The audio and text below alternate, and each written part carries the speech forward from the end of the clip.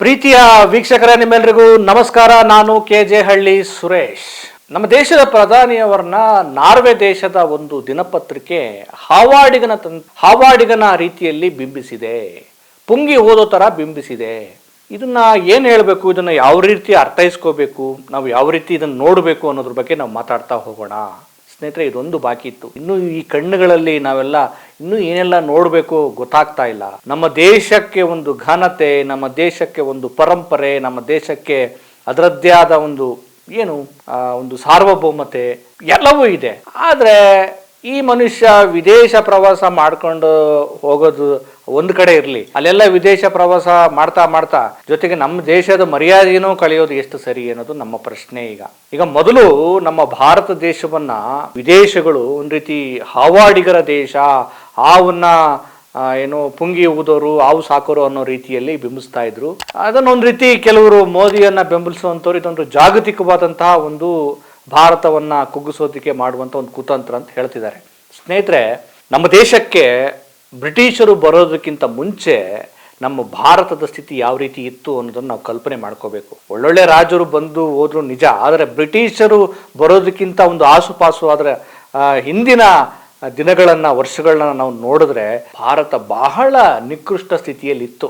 ಇಲ್ಲಿನ ಜಾತಿ ವ್ಯವಸ್ಥೆ ಮತ್ತೆ ನಾವು ಶ್ರೇಷ್ಠರು ಅಂತ ಅಂದ್ಕೊಂಡಂತಹ ಒಂದು ಜಾತಿವಾದಿಗಳು, ಜಾಸ್ತಿ ಶ್ರೇಷ್ಠ ವ್ಯಸನಿಗಳು, ನಾವು ಮಾತ್ರ ಶ್ರೇಷ್ಠ, ಇನ್ನು ಉಳಿದ ಜನರೆಲ್ಲ ಕನಿಷ್ಠ ಅನ್ನೋ ರೀತಿಯಲ್ಲಿ ಇಟ್ಟು ಒಂದು ರೀತಿ ಭಾರತವನ್ನ ತುಂಬಾ ಅಧೋಗತಿಗೆ ತೆಗೆದುಕೊಂಡು ಹೋಗಿದ್ರು. ಯಾಕೆಂದ್ರೆ ಅವತ್ತು ಅವರೇ ಲೀಡ್ ಮಾಡ್ತಾ ಇದ್ರು ಬ್ರಿಟಿಷರು ಬರೋದಕ್ಕಿಂತ ಮುಂಚೆ. ನಮ್ಮ ರೈತರು, ಬಡವರ್ಗದವರು, ಬೇರೆ ಬೇರೆ ಸಣ್ಣ ಸಣ್ಣ ಸಮುದಾಯದ ಜನರು ತುಂಬಾ ನಿಕೃಷ್ಟ ಸ್ಥಿತಿಯಲ್ಲಿದ್ರು. ಅವರಿಗೆ ಎಜುಕೇಶನ್ ಸಿಗ್ತಾ ಇರಲಿಲ್ಲ, ಅವ್ರಿಗೆ ಒಂದು ಸಾಮಾಜಿಕವಾದ ಸ್ಥಾನಮಾನ ಸಿಗ್ತಾ ಇರಲಿಲ್ಲ.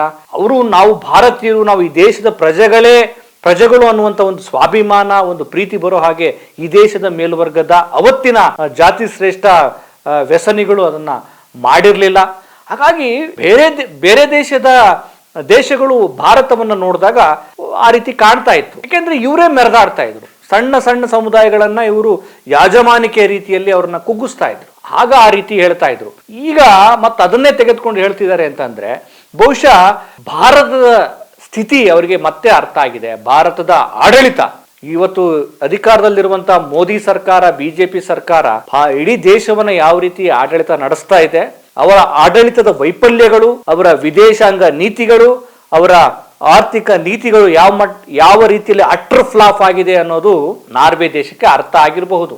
ಯಾಕೆಂದ್ರೆ ಪತ್ರಿಕಾ ಸ್ವಾತಂತ್ರ್ಯದಲ್ಲಿ ಮೊದಲನೇ ಸ್ಥಾನವನ್ನ ಪಡೆದಿರುವಂತಹ ಆ ಪತ್ರಿಕೆ ಇಂಥದ್ದೊಂದು ಟೀಕೆ ಮಾಡುತ್ತೆ ಅಂತ ಅಂದ್ರೆ ಸುಮ್ಮನೆ ಮಾಡಿರಲ್ಲ, ಅವ್ರು ಸ್ವಲ್ಪ ಸ್ಟಡಿ ಮಾಡಿರ್ತಾರೆ. ಬಹುಶಃ ನಮ್ಮ ದೇಶದ ಪತ್ರಿಕೆಯವರು, ಮೇನ್ ಸ್ಟ್ರೀಮ್ ಮಾಧ್ಯಮಗಳು ಈ ಕೆಲಸವನ್ನು ಮಾಡಬೇಕಾಗಿತ್ತು, ಸಾಹೇಬರನ್ನ ಟೀಕೆ ಮಾಡಬೇಕಾಗಿತ್ತು. ಆದ್ರೆ ಎಲ್ಲ ಗೋಧಿ ಮೀಡಿಯಾಗಳು, ಮಡಿಲ ಮಾಧ್ಯಮಗಳು ಬರೀ ಬೂಟ್ ನೆಕ್ಕೋದು, ಅವ್ರ ಹೇಳೋದಕ್ಕೆಲ್ಲ ಜೈಕಾರ ಬಹುಪಾರಕ್ಕನ್ನ ಮಾಡ್ಕೊಂಡ ಬಂದ ಪರಿಣಾಮವಾಗಿ ಇವತ್ತು ಅವ್ರಿಗೆ ಸತ್ಯ ಅರ್ಥ ಆಗಿಲ್ಲ. ಯಾಕಂದ್ರೆ ಬರೀ ಹೊಗಳು ಬಟ್ರೆ ಸೇರ್ಕೊಂಡ್ಬಿಟ್ಟಿದ್ದಾರೆ. ನಾರ್ವೆ ದೇಶದವರು ಈಗ ಜಗತ್ತಿನ ಕಣ್ಣು ತೆರೆಸುವ ಕೆಲಸವನ್ನ ಮಾಡ್ತಾ ಇದ್ದಾರೆ. ನೋಡಿ, ನಾರ್ವೆ ದೇಶದ ಪ್ರಮುಖ ದಿನಪತ್ರಿಕೆ ಅಫೈನ್ ಪೋಸ್ಟ್ ಅಲ್ಲಿ ಈ ಒಂದು ಚಿತ್ರ ಪ್ರಕಟ ಆಗಿದೆ ಅನ್ನುವಂಥದ್ದು. ಅದು ಯಾವ ರೀತಿ ಇದೆ ಅಂದ್ರೆ, ಮೋದಿ ಅವರು ಪುಂಗಿ ಊದ್ತಾ ಇದ್ದಾರೆ, ಈ ರೀತಿ ಪುಂಗಿ ಊದ್ತಾ ಇದ್ದಾರೆ. ಆಮೇಲೆ ಇಂಧನ ಹಾಕುವಂತ ಪೈಪನ್ನ ಒಂದು ರೀತಿ ನಾಗರ ಹಾವಿನ ರೀತಿ ಬಿಂಬಿಸಿದ್ದಾರೆ. ಇದು ಏನನ್ನ ಸೂಚಿಸುತ್ತೆ ಅಂತಂದ್ರೆ, ಭಾರತದಲ್ಲಿ ತೈಲ ಬಿಕ್ಕಟ್ಟು ಉಂಟಾಗಿದೆ. ತೈಲ ಬಿಕ್ಕಟ್ಟು ಒಂದು ರೀತಿ ನಾಗರ ಹಾವಿನ ರೂಪದಲ್ಲಿ ಎಡೆಯಾಡ್ತಾ ಇದೆ. ಇದು ವ್ಯವಸ್ಥೆಗೆ ಒಂದು ರೀತಿ ಕಚೋದಿಕ್ಕೆ ರೆಡಿಯಾಗಿದೆ ಅನ್ನೋ ಅರ್ಥದಲ್ಲಿ. ಅಂದ್ರೆ ಜನರ ಆಕ್ರೋಶ ನಾಗರ ಹಾವಿನ ರೂಪದಲ್ಲಿದೆ. ಅದನ್ನ ಜನರ ಆಕ್ರೋಶವನ್ನ ದೇಶಾಭಿಮಾನ, ಆಮೇಲೆ ದೇಶಭಕ್ತಿ, ಹಿಂದೂ ದೇಶ, ಮುಸ್ಲಿಂ ವಿರೋಧಿ ದ್ವೇಷಗಳು, ಇದನ್ನೆಲ್ಲ ಹೇಳಿ ಈ ತರದ್ದು ವಿಚಾರಗಳಿದನ್ನೆಲ್ಲ ಇವರು ರಾಷ್ಟ್ರಭಕ್ತಿ, ರಾಷ್ಟ್ರ ಪ್ರೇಮ, ದೇಶಾಭಿಮಾನಿಗಳು, ಆಮೇಲೆ ಅವ್ರನ್ನ ಪ್ರಶ್ನೆ ಮಾಡೋರನ್ನ ದೇಶ ವಿರೋಧಿಗಳು, ಆಮೇಲೆ ಮುಸ್ಲಿಮರನ್ನ ಅವರು ಹೊರಗಡೆ ಇರೋರು, ಅವರು ಮುಸ್ಲಿಮರು ಈ ದೇಶದ ಪ್ರಜೆಗಳಲ್ಲ, ಮುಸ್ಲಿಂ ದ್ವೇಷ, ಈ ವಿಚಾರಗಳನ್ನ ಹೇಳಿ, ಅಂದ್ರೆ ಈ ವಿಚಾರಗಳು ಯಾವ ರೀತಿ ಅಂದ್ರೆ ಈ ವಿಚಾರಗಳನ್ನ ಹೇಳುವ ಮೂಲಕ, ಪುಂಗುವ ಮೂಲಕ ಆಕ್ರೋಶಗೊಂಡಿರುವ ಜನರನ್ನ ತಣಿಸುವ ಪ್ರಯತ್ನವನ್ನ ಮಾಡ್ತಾ ಇದ್ದಾರೆ. ಇದು ಹಂಗೆ ಆಗ್ತಾ ಇದೆ. ಈ ಸಿಂಬಾಲಿಕ್ ನಾವು ಹೀಗೆ ನೋಡ್ಬೇಕು. ಈ ಭ್ರಮಾತ್ಮಕ ಸುಳ್ಳುಗಳ ಪುಂಗಿಯನ್ನ ನರೇಂದ್ರ ಮೋದಿ ಅವರು ಪುಂಗುತ್ತಾ ಇದ್ದಾರೆ. ಅದನ್ನ ಕೇಳಿಸಿಕೊಂಡಿರುವಂತಹ ದೇಶದ ಭಕ್ತಾದಿಗಳ ಪಡೆ, ಭಕ್ತ ಮಂಡಳಿ ಓಹೋಹೋ ಅಂತೇಳಿ ಅದು ಎಡೆಯಾಡ್ತಾ ಇದೆ. ಇದು ನಾವು ಸುಮ್ಮನೆ ಮಾತಿಗೆ ಮಾತು, ಟೀಕೆಗೆ ಟೀಕೆ ಅಲ್ಲ. ಈ ದೇಶದ ಆರ್ಥಿಕ ಸ್ಥಿತಿ, ಈ ದೇಶದ ಮಾಧ್ಯಮಗಳ ಸ್ವಾತಂತ್ರ್ಯದ ಸ್ಥಿತಿ, ಈ ದೇಶದ ಕಟ್ಟಕಡೆಯ ಮನುಷ್ಯನ ಏನು ಒಂದು ಡಿಗ್ನಿಟಿಯ ಪ್ರಶ್ನೆ, ಆಮೇಲೆ ಈ ದೇಶದ ಯುವಕರ ಉದ್ಯೋಗದ ಪ್ರಶ್ನೆ, ಈ ದೇಶದ ಮಹಿಳೆಯರ ಸ್ವಾವಲಂಬನೆ ಮತ್ತು ಸ್ವಾತಂತ್ರ್ಯದ ಪ್ರಶ್ನೆ, ಈ ದೇಶದ ವಿರೋಧ ಪಕ್ಷಗಳ ಒಂದು ಸ್ವಾಯತ್ತತೆಯ ಪ್ರಶ್ನೆ. ಯಾಕೆಂದ್ರೆ ವಿರೋಧ ಪಕ್ಷಗಳೇ ಕಾಣ್ತಾ ಇಲ್ಲ. ಎಲ್ಲ ಕಡೆ ಇವರು ಏಕಚಕ್ರಾಧಿಪತ್ಯ, ಇವರಿಗೆ ವಿರೋಧ ಪಕ್ಷಗಳೇ ಬೇಕಾಗಿಲ್ಲ.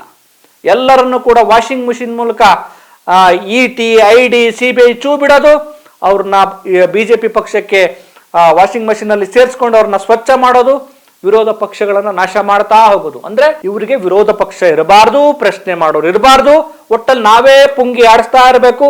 ಇವರ ಪುಂಗಿಗೆ ಮೊದಲು ಅವರ ಭಕ್ತ ಪಡೆ, ಅಂಧ ಭಕ್ತರು, ಅಂಧಾಭಿಮಾನಿಗಳು ಅವರೆಲ್ಲ ಹಿಂಗೆ ತಲೆ ಅಲ್ಲಾಡಿಸ್ತಾರೆ. ಇನ್ನು ಉಳಿದ ಜನ ಇನ್ನೇನ್ ಮಾಡಕ್ಕಾಗುತ್ತೆ?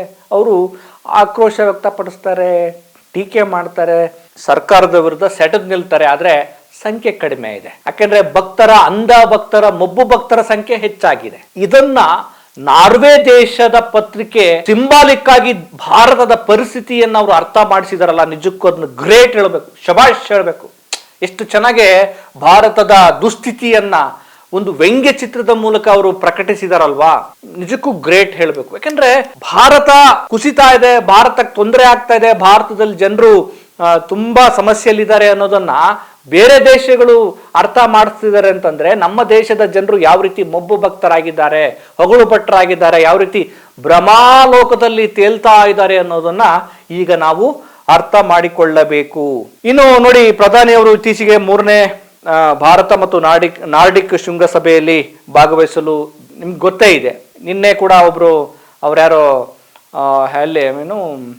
ಹೆಲಲಿಂಗ್ ಅಂತೇಳಿ ಒಬ್ರು ಪತ್ರಕರ್ತೆ ಪ್ರಶ್ನೆ ಮಾಡಿದ್ದು ನಿಮ್ಗೆಲ್ಲ ಗೊತ್ತಿದೆ. ಅದು ಇಡೀ ದೇಶದಾದ್ಯಂತ ಅಂತಾರಾಷ್ಟ್ರೀಯ ಮಟ್ಟದಲ್ಲಿ ಬಹಳ ಸುದ್ದಿ ಆಯಿತು. ಆ ಪ್ರಶ್ನೆಗೆ ಉತ್ತರವನ್ನೇ ಕೊಡಲಿಲ್ಲ ಅವರು. ಈಗ ಪಾಪ ಆ ಪತ್ರಕರ್ತೆಯ ಇನ್ಸ್ಟಾಗ್ರಾಮ್ ಖಾತೆಯನ್ನ ಮತ್ತೆ ಸೋಷಿಯಲ್ ಮೀಡಿಯಾ ಪ್ಲಾಟ್ಫಾರ್ಮ್ ಖಾತೆಗಳನ್ನೆಲ್ಲ ಸಸ್ಪೆಂಡ್ ಮಾಡಿದಾರಂತೆ. ಇನ್ನು ಅವಳ ಮೇಲೆ ಮುಗಿಬೀಳುವಂಥದ್ದು, ಟಾರ್ಗೆಟ್ ಮಾಡೋದು, ಬೈಯೋದು ಅದೆಲ್ಲ ಭಕ್ತ ಮಂಡಳಿ ಮಾಡುತ್ತೆ.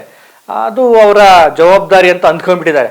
ನೋಡಿ, ಈ ಮಟ್ಟಕ್ಕೆ ನಮ್ಮ ದೇಶ ಅಂದ್ರೆ ಜಗತ್ತಿನ ಪತ್ರಿಕಾ ಸ್ವಾತಂತ್ರ್ಯದಲ್ಲಿ ನಂಬರ್ 1 ಸ್ಥಾನ ಪಡೆದಿರುವಂತ ಒಂದು ನಾರ್ವೆ ದೇಶದ ದಿನಪತ್ರಿಕೆ ಭಾರತೀಯ ದೇಶದ ಪ್ರಧಾನಿಯವನ್ನ ಪುಂಗಿ ಊದುತ್ತಾರೆ ಅಂತ ಹೇಳಿ ಬಿಂಬಿಸ್ತಾ ಇದೆ ಅಂತಂದ್ರೆ ಅದನ್ನ ನಾವು ತುಂಬಾ ಸೀರಿಯಸ್ ಆಗಿ ಮತ್ತು ಲಘುವಾಗಿ ತೆಗೆದುಕೊಳ್ಳುವಂತ ವಿಚಾರ ಅಲ್ಲವೇ ಅಲ್ಲ.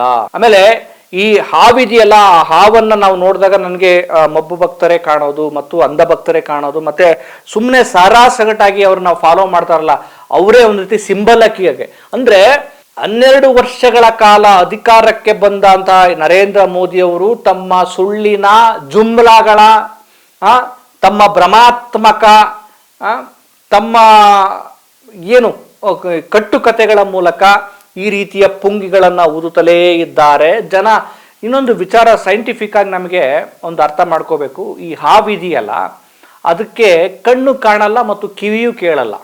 ಇದು ಒಂದು ನಾವು ಅರ್ಥ ಮಾಡ್ಕೊಳ್ಬೇಕು. ಹಾಗಿದ್ರೆ ಪುಂಗಿ ಊದಿದ ತಕ್ಷಣ ಅದು ಯಾಕೆ ಹಾವು ಹಿಂಗ್ ಮಾಡುತ್ತಲ್ಲ, ಮತ್ತೆ ಕಣ್ಣು ಕಾಣಲ್ಲ ಕಿವಿ ಕೇಳಲ್ಲ ಅಂತ ಅಂದ್ರೆ ಅದು ಆ ಒಂದು ಏನು ನಾವು ವೇವ್ಸಿಂಗ್ ಮಾಡ್ತೀವಲ್ಲ, ಆ ಮಾಡೋದ್ರ ಮೂಲಕ ಅದು ಅರ್ಥ ಮಾಡ್ಕೊಳತ್ತೆ, ಓ ಇಲ್ಲೇನೋ ಇದಾಗ್ತಾ ಇದೆ ಅಂತ. ಬಹುಶಃ ಕಿವಿ ಕೇಳಲ್ಲ, ಅದ್ರ ಕಣ್ಣು ಸ್ವಲ್ಪ ಕಾಣ್ಬೋದು. ಅಂದ್ರೆ ಪುಂಗಿ ಊದನ್ನು ನೋಡಿ ನೀವು ಅಬ್ಸರ್ವ್ ಮಾಡಿ, ಅವ್ರು ಸುಮ್ಮನೆ ಊದಲ್ಲ, ಹಿಂಗೆ ಹಿಂಗೆ ಹಿಂಗೆ ಅಂತಿರ್ತಾರೆ. ಯಾಕೆ ಅಂದ್ರೆ ಅದಕ್ಕೆ ಅರ್ಥ ಆಗ್ಬೇಕು, ಇಲ್ಲಾಂದ್ರೆ ಆವಿಗೆ ಗೊತ್ತಾಗಲ್ಲ ಆ ವೇವ್ಸ್. ಹಾವು ಆಕ್ಚುಲಿ ನಾವು ನಡೆದಾಡ್ತಾ ಬರ್ತಿದ್ರೆ ಆ ತರಂಗಗಳ ಮೂಲಕ ಅದನ್ನು ಅಬ್ಸರ್ವ್ ಮಾಡತ್ತೆ. ಅಂದ್ರೆ ಹಾವಿಗೆ ಅದರದ್ದೇ ಆದ ಒಂದು ಶಕ್ತಿ ಇರುತ್ತೆ, ಆದ್ರೆ ಅದಕ್ಕೆ ಕೇಳಲ್ಲ, ಗೊತ್ತಾಗಲ್ಲ ಬಹಳ ಬೇಗ. ಅದು ಹಿಂಗ್ ಅಂದಾಗ ಅದು ಕೂಡ ಹಿಂಗ್ ಅಂತತ್ತೆ, ಯಾಕಂದ್ರೆ ಆ ವೇವ್ಸ್ ಅದಕ್ಕೆ ರೀಚ್ ಆಗತ್ತೆ. ಅದೇ ರೀತಿ ನಮ್ಮ ದೇಶದ ಪ್ರಧಾನಿಗಳು ಸುಳ್ಳುಗಳ ಮೂಲಕ ಮತ್ತು ತಮ್ಮ ಅಧಿಕಾರದ ದುರ್ಬಳಕೆಯ ಮೂಲಕ ಈ ರೀತಿ ಭಕ್ತಾದಿಗಳಿಗೆ ಹಿಂಗ್ ಅಂತ ಇರ್ತಾರೆ. ಈಗ ಭಕ್ತಾದಿಗಳು ಕೂಡ ಹಂಗೆ, ಅವರ ಭಕ್ತಾದಿಗಳು ಮತ್ತು ಅವ್ರನ್ನ ಸರಾಸಗಟ್ಟವಾಗಿ ಸುಮ್ಮನೆ ಮೋದಿ ಮೋದಿ ಮೋದಿ ಅಂತ ಹೊಗಳುವಂತ ಭಕ್ತ ಪಡೆಗಳಿಗೂ ಕೂಡ ಸರಿಯಾಗಿ ಕಾಣೋದು ಇಲ್ಲ ಕಣ್ಣು, ಮತ್ತೆ ಸರಿಯಾಗಿ ಕಿವಿ ಕೇಳೋದಿಲ್ಲ. ಅಂದ್ರೆ ನಾನು ಸಿಂಬಾಲಿಕ್ ಆಗಿ ಹೇಳ್ತಾ ಇರೋದು.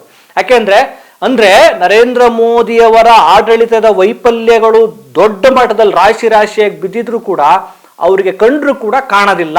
ಆಮೇಲೆ ಅವರ ಆಡಳಿತದ ವೈಫಲ್ಯಗಳು ಜಗತ್ತಿನ ಬೇರೆ ಬೇರೆ ದೇಶದ ಪತ್ರಕರ್ತರು ಮತ್ತೆ ಮಾಧ್ಯಮಗಳು ಮಾಡ್ತಾ ಇದ್ರು, ಮತ್ತೆ ಈ ಭಾರತ ದೇಶದ ಪ್ರಜ್ಞಾವಂತ ಪತ್ರಕರ್ತರು ಮತ್ತೆ ಹೋರಾಟಗಾರರು ಮಾಡ್ತಾ ಇದ್ರು ಕೂಡ ಅವ್ರಿಗೆ ಕೇಳೋದು ಇಲ್ಲ, ಕಾಣೋದು ಇಲ್ಲ. ಹಾಗಾಗಿ ಅವ್ರದ್ದೇನು ಅವ್ರ ಕೆಲಸ ಏನು ಅಂದ್ರೆ ಪುಂಗಿ ಊದ್ತಾ ಇರ್ತಾರೆ, ಆ ಪುಂಗಿ ಊದ್ದಂಗೆಲ್ಲ ಹಿಂಗೆಲ್ಲ ಎಡೆಯಾಡ್ಸೋದು. ಭಕ್ತ ಪಡೆಯು ಅದನ್ನೇ ಮಾಡ್ತಾ ಇದೆ. ಸ್ನೇಹಿತರೆ, ಇದು ಬಹಳ ನೋವಿನ ಮತ್ತು ದುರಂತದ ಸಂದರ್ಭ, ಮತ್ತೆ ಮಹಾಬಡತನ ಬರುತ್ತೆ ಅಂತ ಹೇಳಿದ್ದಾರೆ. ಜಗತ್ತಿನ ಬೇರೆ ಬೇರೆ ದೇಶಗಳು ಜನರನ್ನ ಆರ್ಥಿಕವಾಗಿ ಸ್ವಾವಲಂಬನೆ ಮಾಡೋದು, ಅವರಿಗೆ ಉದ್ಯೋಗಗಳನ್ನು ಕೊಡೋದು, ಆಮೇಲೆ ಸ್ಟಾರ್ಟಪ್ ನಾವು ಬೇರೆ ಗಳಿಂದ ತರಿಸ್ಕೊಳ್ಳೋದಕ್ಕಿಂತ ನಮ್ಮ ದೇಶಗಳಲ್ಲೇ ನಾವು ಸ್ವಾವಲಂಬನೆಯನ್ನಾಗಿ ಮಾಡ್ಕೊಳ್ಳುವಂಥದ್ದು, ಆ ಮೂಲಕ ಪ್ರತಿಯೊಬ್ಬರಿಗೂ ಉದ್ಯೋಗ ಕೊಡೋದು. ಉದ್ಯೋಗ ಕೊಟ್ರೆ ಜನ ದುಡಿತಾರೆ, ಕಷ್ಟಪಟ್ಟು ದುಡಿದು ಅವರು ಏನ್ ಮಾಡ್ತಾರೆ, ದೇಶಕ್ಕೆ ಕಾಂಟ್ರಿಬ್ಯೂಷನ್ ಕೊಡ್ತಾರೆ. GDP ಗ್ರೋತ್ ಆಗೋದು ಯಾವಾಗ ಅಂದ್ರೆ ಉದ್ಯೋಗವನ್ನ ಕೊಟ್ಟಾಗ. ಆದ್ರೆ ಇವ್ರು ಏನ್ ಮಾಡ್ತಾರೆ, ಪಕೋಡ ಮಾರಿ ನಾವು ವರ್ಷಕ್ಕೆ 2 ಕೋಟಿ ಉದ್ಯೋಗವನ್ನ ಕೊಡ್ತೀವಿ ಅಂತ ಹೇಳಿದ್ರು. ಎಲ್ಲಿ ಕೊಟ್ಟರು ಉದ್ಯೋಗ? ಪಕೋಡ ಮಾರಿ, ಚಾ ಮಾರಿ ಅಂತ ಹೇಳ್ತಾರೆ. ಆಮೇಲೆ ವಾಟ್ಸಪ್ ಯೂನಿವರ್ಸಿಟಿಲಿ ಇವ್ರನ್ನ ಮುಳುಗಿಸಿ ಅಲ್ಲೇ ₹1 ₹2 ಕೊಡೋ ಈ ದೇಶದ ಯುವಕರಿಗೆ ಅನ್ಯಾಯ ಅಲ್ವಾ? ಪಾಪ ಅವ್ರನ್ನ ಭಕ್ತ ಮಂಡಳಿಯನ್ನಾಗಿ ರೂಪಿಸೋದು, ಅಂಧ ಭಕ್ತರನ್ನಾಗಿ ರೂಪಿಸೋದು ಅವ್ರಿಗೆ ಇಷ್ಟ ಇರ್ಬೋದು, ಆದ್ರೆ ನಮಗೆ ನೋವಾಗತ್ತೆ. ಈ ದೇಶದ ಯುವಕರು ದೇಶಕ್ಕೆ ಕಾಂಟ್ರಿಬ್ಯೂಷನ್ ಕೊಡ್ಬೇಕಾಗಿತ್ತು. ಆದ್ರೆ ಈ ದೇಶದ ಯುವಕರನ್ನ ಟೀಕೆ ಮಾಡೋದು ನೋಡಿ. ನ್ಯಾಯಾಂಗ ವ್ಯವಸ್ಥೆಯ ಒಂದು ರೀತಿ ಅವ್ರನ್ನ ಜಿರ್ಲೆಗಳು, ಉದ್ಯೋಗ ಇಲ್ಲ, ಏನ್ ಬೇಕಾದ್ರೂ ಅದ್ ಮಾಡ್ತಾರೆ ಅಂತ ಹೇಳ್ತಾರೆ. ಉದ್ಯೋಗ ಕೊಡಿ, ಉದ್ಯೋಗ ಕೊಟ್ರೆ ಅವರು ಏನು ಬೇಕಾದ್ರೂ ಕ್ರಾಂತಿಯನ್ನ ಮಾಡ್ತಾರೆ. ಆದ್ರೆ ಉದ್ಯೋಗವನ್ನ ಕೊಡದೆ ಈ ರೀತಿಯ ಪುಂಗಿಗಳ ಮೂಲಕ ದೇಶವನ್ನ ಆಟ ಆಡಿಸೋದು ಯಾವ ನ್ಯಾಯ?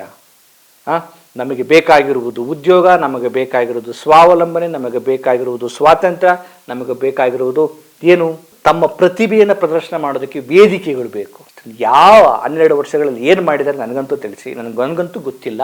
ಒಟ್ಟಾರೆಯಾಗಿ ನಾರ್ವೆ ದೇಶ ಭಾರತದ ಆಂತರ್ಯದ ದುಸ್ಥಿತಿಯನ್ನ ತುಂಬ ಜಗತ್ತಿಗೆ ಜಗಜ್ಜಾಹೀರು ಮಾಡೋ ಕೆಲಸವನ್ನ ಮಾಡಿದ್ದಾರೆ. ಅವ್ರಿಗೆ ಥ್ಯಾಂಕ್ ಯು ಹೇಳ್ತಾ, ಮತ್ತು ಇನ್ನುಳಿದ ಪ್ರಜ್ಞಾವಂತ ಭಾರತೀಯರು ಇದನ್ನು ಮತ್ತೆ ಪ್ರಶ್ನೆ ಮಾಡ್ತಾ ನಾವು ಜಾಗೃತಗೊಳ್ಳುವಂಥ ಒಂದು ಸಂದರ್ಭ ಅಂತ ಅಂದ್ಕೊಳ್ಳೋಣ. ಮತ್ತೊಂದು ವಿಚಾರದೊಂದಿಗೆ ಭೇಟಿ ಮಾಡ್ತೇನೆ. ನಮಸ್ಕಾರ.